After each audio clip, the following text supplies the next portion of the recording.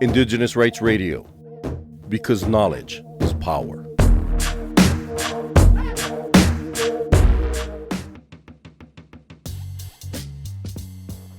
The Permanent Forum on Indigenous Issues is one of 3 UN bodies that is mandated to deal specifically with Indigenous peoples' issues. The others are the Expert Mechanism on the Rights of Indigenous Peoples and the Special Rapporteur on the Rights of Indigenous Peoples. Cultural Survival attended the 23rd session of the United Nations Permanent Forum on Indigenous Issues in April 2024 and spoke to some of the delegates who attended. Kia ora, my name's Catherine Murupaenga-Ikenn and I'm coming from the Maori peoples of Ngāti Kuri and Te Raroa in Aotearoa by the coloniser named New Zealand. The main issues for our peoples, we have a government now that our Māori leadership and Māori generally are considered to be the enemy.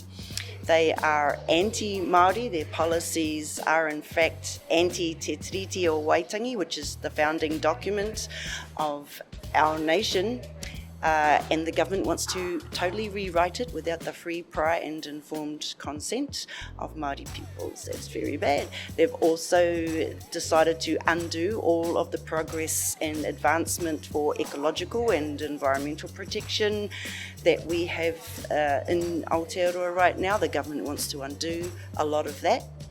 And also we've been through the COVID pandemic, but the response, we have many concerns about the government's response and in collaboration, of course, with the World Health Organization's global response. It was all a part of that, and we have concerns that we want to bring to the United Nations in terms of the human rights violations that occurred during that time.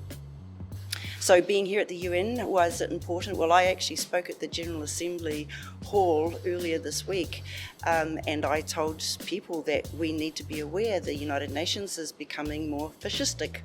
So it's corrupt in many, many respects.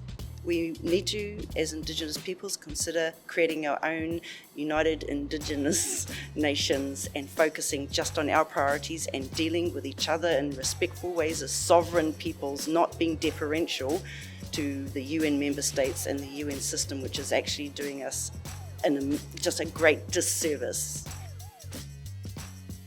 For more on the rights of Indigenous peoples, visit cs.org and follow Cultural Survival on Facebook and Twitter.